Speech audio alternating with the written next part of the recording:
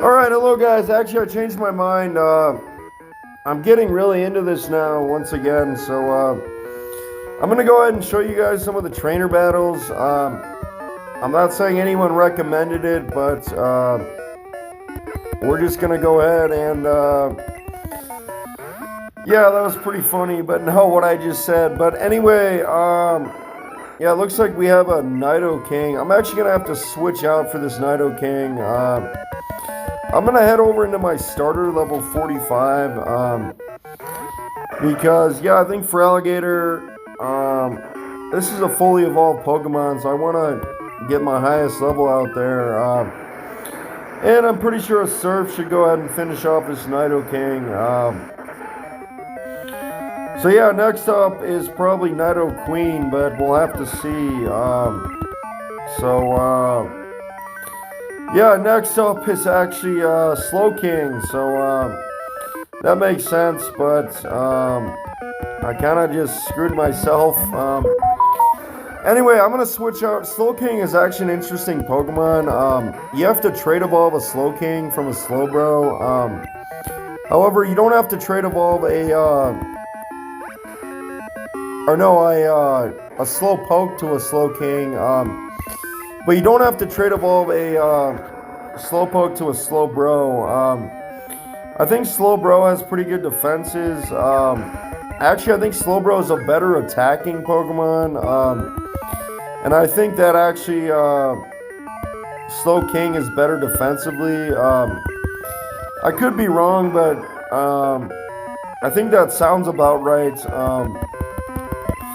But yeah, just keep in mind there's no abilities in Gen 1 and 2, and there's no natures. So natures are like, you get like a better stat for like one of your highest stats, but then it's a trade-off because you can get a lower stat on one of the defenses or attack or special attack. But actually, yeah, I just forgot what I was gonna say, but anyway, I think we took out all the trainers right here. Oh yeah, and then of course you can get neutral stat gains. Neutral stat gains means that you won't get a better nature for... you won't get a better nature, you'll just have neutral stat gains in terms of what your actual Pokemon is best at. All Pokemon are not treated the same. In fact, a lot of Pokemon you might not even want to use in the game. I think comments are turned off, but I can kind of like figure out some comments. Some guy left a comment, he said your Sandslash is good defensively, but it's got bad special defense, but of course Sandslash is really there to take out the Red's Pikachu. I mean, the point of these games is to have fun. Of course, Pokemon's super fun, but really the point is just to beat the game. And beating the game means you beat the Elite Four, you beat the Kanto and Johto gyms, at least in this game, and we might have to take on the Elite Four in the post game. It's not necessary, but actually, technically, we already beat the game. But beating the game is probably beating the post game Elite Four. As well as the Red fight.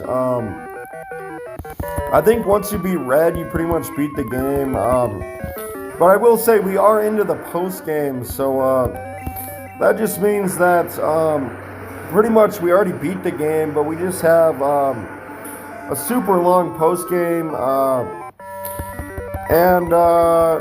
Yeah, I mean, what else are you guys gonna do? I mean, I know this isn't gonna be my full-time it actually will be my full-time job, but I really love Pokemon. I don't really want people leaving nasty comments saying that Pokemon is like for kids. It's for anyone of any ages, like I've already said. And yeah, there's a Golem. Actually, Graveler to Golem's a trade evolve. Yeah, Golem's a really good Pokemon. I know a pro gamer that used a Golem.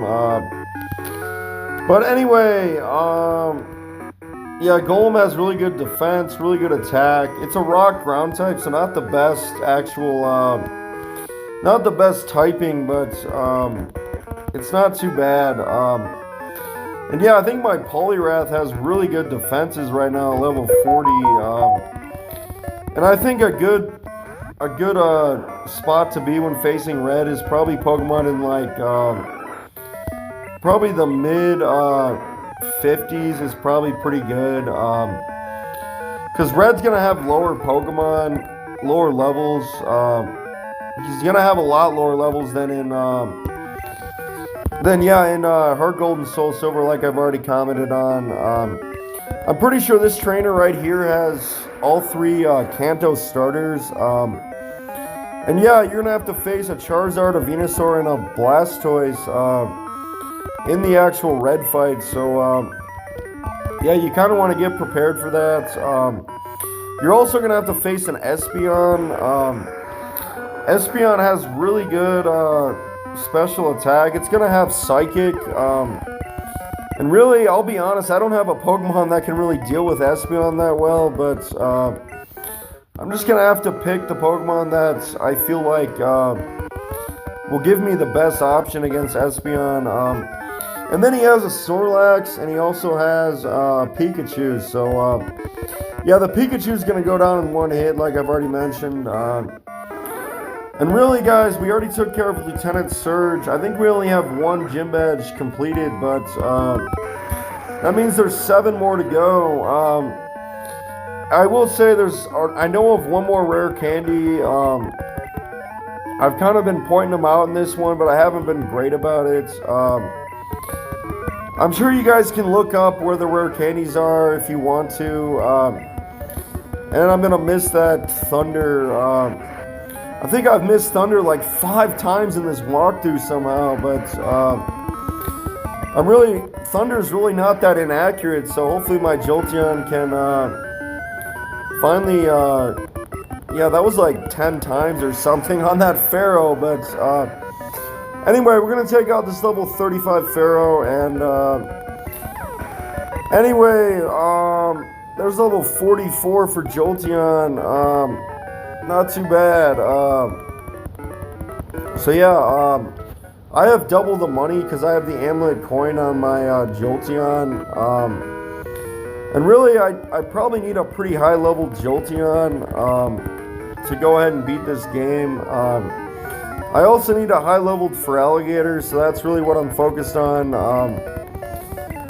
And here's a Psyduck. I really don't know if I have any more Thunder PP left, but probably a couple Shadow Balls, 1 or 2 should take out this Psyduck. So there's confusion, but I have pretty good special defense. So and he's got a berry. He's got I don't even know what that berry is, but we're gonna finish off Psyduck, and yeah, a lot of experience. You guys getting like a weird feeling today or something? Like something's going on in the world? I'm getting like a really weird feeling, but anyway, we have some trainers on this route.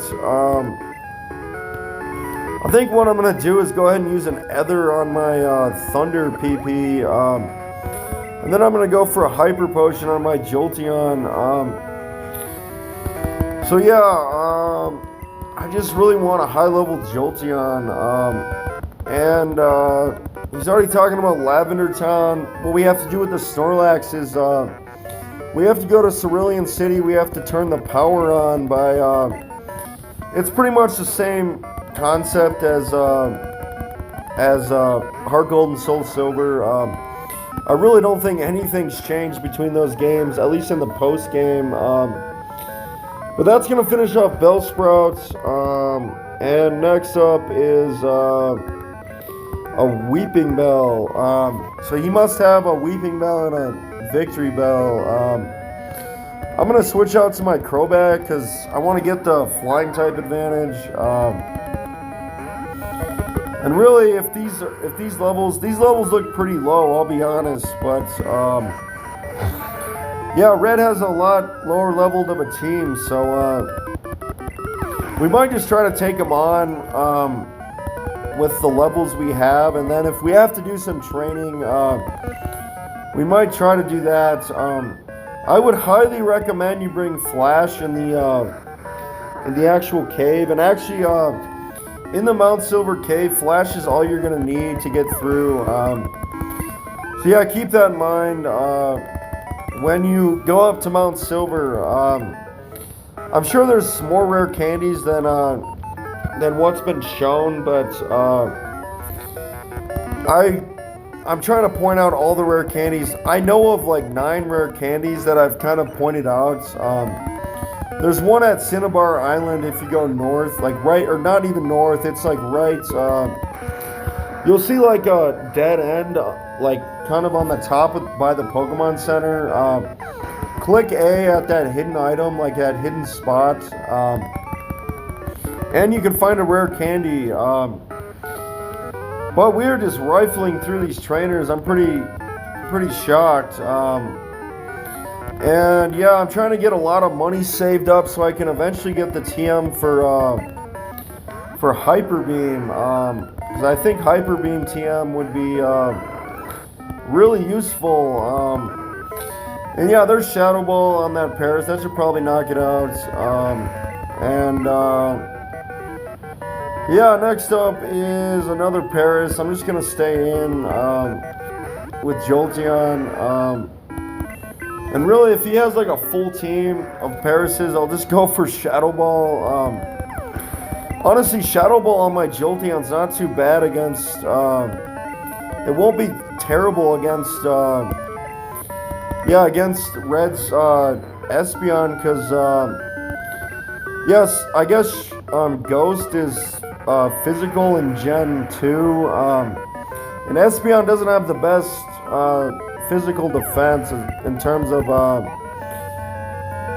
defenses, but Espeon has good special defense, really high special attack. I've actually used an Espeon on my team in Heart Gold and Soul Silver. But there's Hypnosis. Yeah, go ahead and check out my other walkthroughs on some of that. But anyway, I'm gonna go ahead and go for a full heal because I really don't want to have that Hypnosis end up lasting on my Pokemon. Anyway, we're gonna land the Thunder. I think I missed the Thunder right there, but or like the first time I used it, but.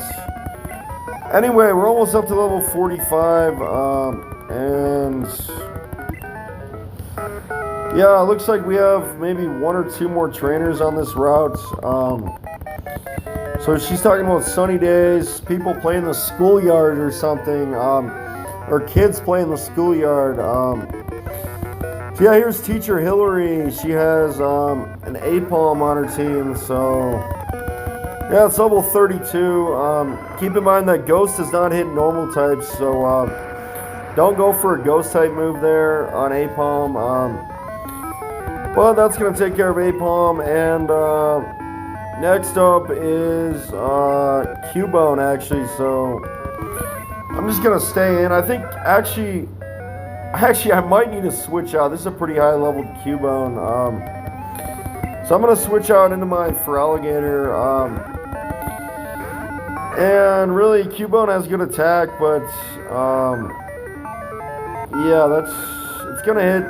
If it hits 5 times, I don't know how it would, but yeah, 1 Surf should take out this Cubone. And actually, this is not even the fully evolved Pokemon. Cubone, I think, evolves into Marowak at level 30. I've always preferred Sandslash, but actually, I'm not saying I prefer one or the other. Marowak has some really good attack and defense, too. Actually, Marowak is faster than Sandslash, so keep that in mind. I think Marowak's defenses are, or not defenses, but actual, yeah, speed is like, Marowak's speed is 80, I think at level 50, and Sandslash is, yeah, Sandslash's actual, holy crap, I'm gonna miss twice in a row, but, Sandslash's speed is like 65 at level 50.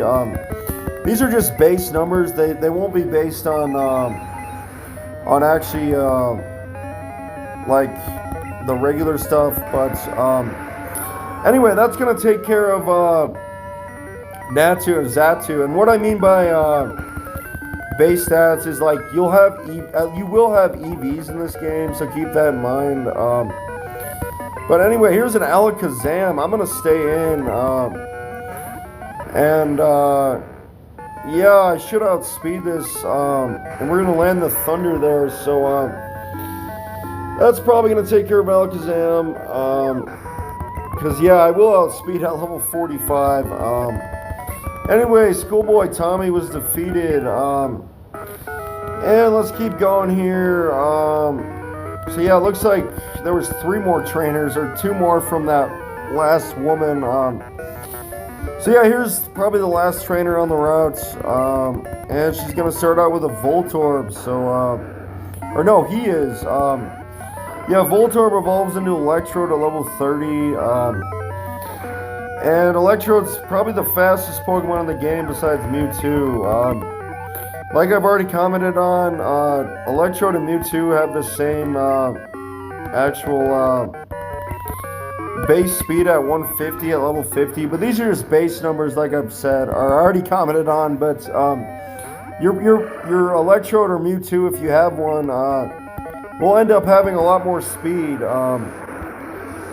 But yeah, Magnemite evolves into Magneton at level 30. I've actually used the Magneton in my Ruby or not, when I used to play Ruby as a kid. And yeah, here's a Magneton. And actually, I had a level 100 Magneton one time. And I think it knew like Tri-Attack, Thunder, Thunderbolt, and Hyper Beam. I ended up beating the Elite Four with Magneton and Ruby alone. But then back in that day, I only had 3 Pokemon that I needed to catch to complete the Pokedex. And actually, one of them was like a, not the Azumarill or Marill, but it was like the baby Pokemon of Azumarill or Marill. It was like Azurill or something. But that was one of the Pokemon I could never figure out how to breed. But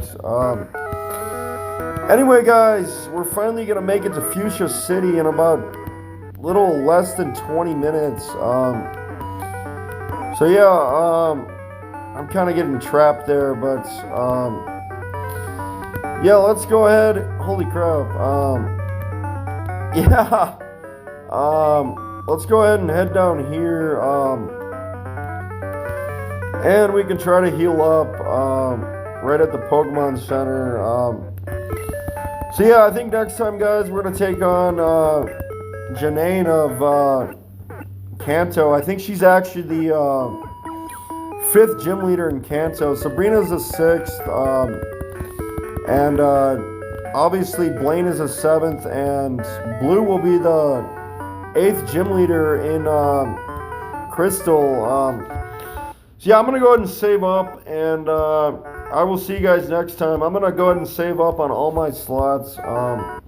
And yeah, if you're curious, Lieutenant Surge is the 3rd gym leader, Brock is the 1st, and Misty is the 2nd. The 4th gym leader is actually Erica, who's in Celadon City. But I'm just going to save up one last time on the quick save, and I'll see you guys next time. Thank you.